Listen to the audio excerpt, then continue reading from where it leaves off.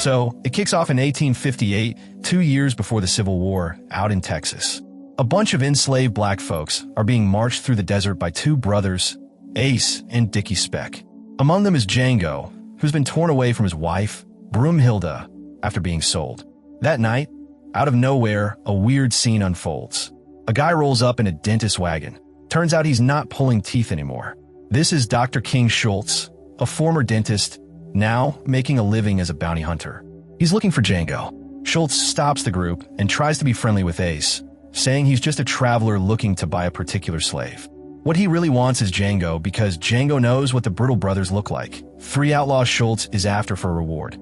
He assumes the Speck brothers picked Django up at the Greenville auction, so he wants to make a deal. Schultz shines his lantern on the group, asks if anyone came from the Kurukan plantation. Django speaks up, and Schultz zeroes in on him.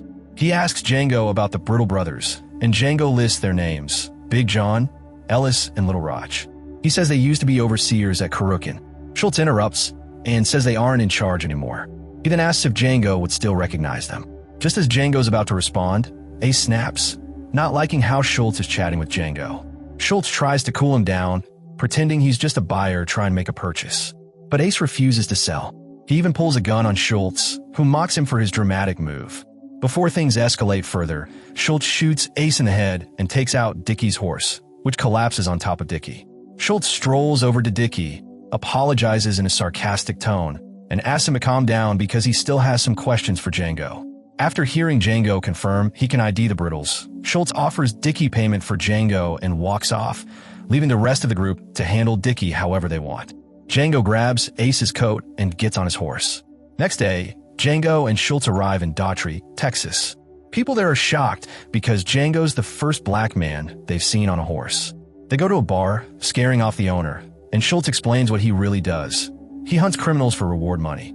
He makes it clear he hates slavery, but he's working the system to his advantage. Schultz offers Django a deal, help find and take down the Brutal brothers, and in return, he gets his freedom and $75. Django's in. While traveling, Schultz finds out Django's married and wants to get his wife back. Django tells him Broomhilda speaks a bit of German and used to serve in a house owned by the Von Schafts. They soon reach Tennessee and crash at a shelter.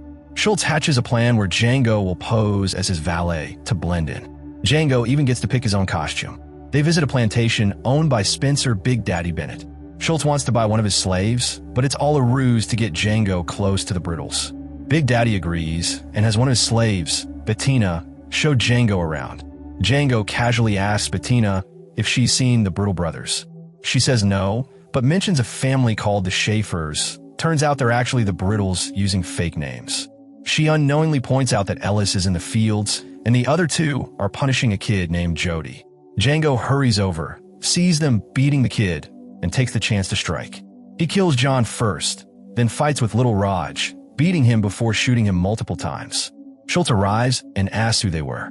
Django points out Ellis running through the field, so Schultz snipes him. That night, even though Schultz and Django have legal cause to kill the Brutals, Big Daddy tries to get revenge. He gathers a small posse to ambush them, but Schultz is one step ahead. He rigs his car with dynamite and blows up their ambush. Django then picks off Big Daddy with a sniper shot. Later that evening, over dinner, Django opens up more about Broomhilda. Schultz listens and shares the German legend of a woman named Broomhilda, tying it to Django's own love story. Feeling moved and somewhat responsible, Schultz decides to stick around and help Django rescue his wife. Schultz offers Django a temporary partnership, work with him through the winter, help with bounty hunting, and in return, he'll get 1/3 of the money. Once the snow melts, they'll head to Greenville and try to find out where Broomhilda was taken. The next day, they kick off their bounty hunting career together. Django kills his first target, Smitty Bacall, and keeps the wanted poster as a keepsake. He practices shooting using a snowman and quickly starts getting the hang of it. As winter rolls on, the two rack up a good number of bounties, becoming quite the duo. By spring, they set off for Mississippi, where they see enslaved people all over the place. Eventually, they learn Broomhilda now belongs to Calvin Candy, the owner of Candyland, one of the biggest plantations in the state. So things start getting real when Schultz realizes they can't just buy Broomhilda straight up from Calvin.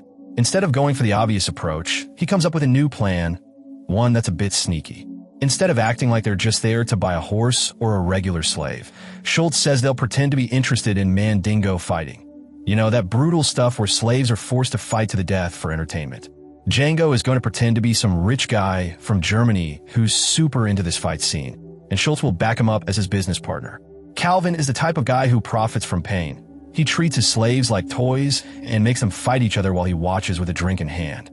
Eventually, Schultz and Django show up at a fancy club where Calvin's just finished watching one of these gruesome fights. Django tries to stay cool and not show how much he hates it. Schultz follows Calvin outside, and while chatting with him, offers $12,000 for one of his top fighters. But really, it's just a trick.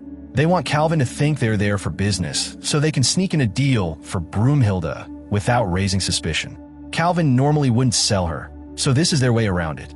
Their plan works. Calvin takes the bait and invites them over to his plantation, Candyland.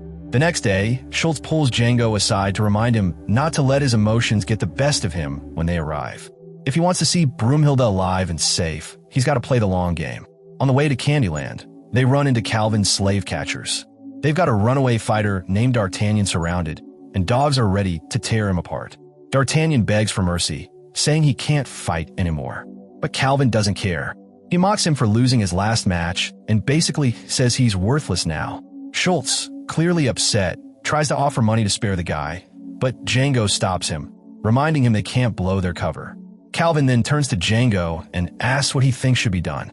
Staying in character, Django shrugs it off, and Calvin lets the dogs loose on D'Artagnan. Schultz is horrified, but there's nothing he can do but watch. When they finally arrive at Candyland, Stephen, Calvin's right-hand man and house slave, is shocked to see Django on a horse. Calvin explains that Django is a free man and tells Stephen to treat him with respect. Schultz then asks to see Broomhilda, but Django overhears how badly they've been treating her and nearly loses it. He's about to reach for his gun, but catches himself in time. Later that night, Calvin's sister, Laura Lee, sends Broomhilda to Schultz's room. He speaks to her in German, assuming the house staff might be listening. He fills her in on the rescue plan. They'll act like he's buying her as his personal escort during their fake business deal. When she asks about Schultz's friend, Django finally steps out and reveals himself. They get a brief reunion before dinner starts. During the meal, Schultz keeps trying to keep Calvin entertained and focused on the Mandingo deal. But Stephen starts getting suspicious. He notices how Broomhilda reacts when she hears Django's name. Connecting the dots, he pulls Calvin aside and whispers that Django's not here for fighting. He's here for her. Their cover's blown. Stephen tips Calvin off, and he decides to use Broomhilda as leverage. He has her brought into the room and grabs her by the neck just to show who's in charge. Calvin forces their hand, saying the only way he'll let Broomhilda go is if they cough up the full $12,000. Not for the fighter, but for her. Schultz is reluctant, but when Calvin picks up a hammer and threatens to hurt Broomhilda, he gives in and hands over the money. Everything seems done, just waiting for the papers, but Calvin demands one final thing, a handshake. That's the last straw for Schultz. Instead of shaking his hand, he pulls his gun and shoots Calvin dead. All hell breaks loose. Calvin's bodyguard, Butch, shoots Schultz down right after. Django reacts fast. He grabs a gun and shoots Butch, the lawyer, and several others. But the fight's too much, and when Stephen and Calvin's goon, Billy Crash, threaten Broomhilda, Django surrenders. Next day, Django's tied up and beaten badly. Billy nearly castrates him, but Stephen interrupts and says Laura Lee wants to handle this differently. She decides to sell Django to a mining company instead, where he's expected to die slowly and painfully. While being transported, Django puts his plan into motion. He talks to the guys escorting him and convinces them he's a bounty hunter. He shows them an old wanted poster and claims the men on it are back at Candyland. He promises to split the bounty with them if they help him. Surprisingly, they believe him. They untie him, give him weapons, and boom, he takes them out. Armed and free, Django heads back to Candyland with dynamite and a mission. First, he clears out the tracker stationed at the front. Then he heads to the barn, finds Schultz's body, and grabs the papers that grant Broomhilda her freedom. Before he leaves, Django pays his respects to Schultz with a light tap on the head, silently promising to get revenge for both him and D'Artagnan. He heads to the little shack where Broomhilda is being kept and frees her just before Calvin's funeral crowd gets back. Once night falls, Django finishes what he started. He takes out Laura Lee, Billy Crash, and the rest of the goons who return from the burial. He tells the two women still in the house to say goodbye to Laura Lee and walks off.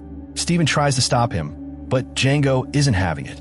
He shoots Steven in the legs and walks out calmly, setting off the dynamite he planted earlier. As the mansion explodes behind them, Django and Broomhilda ride off into the night together. From now on, folks would talk about Django as the fastest gun in the South.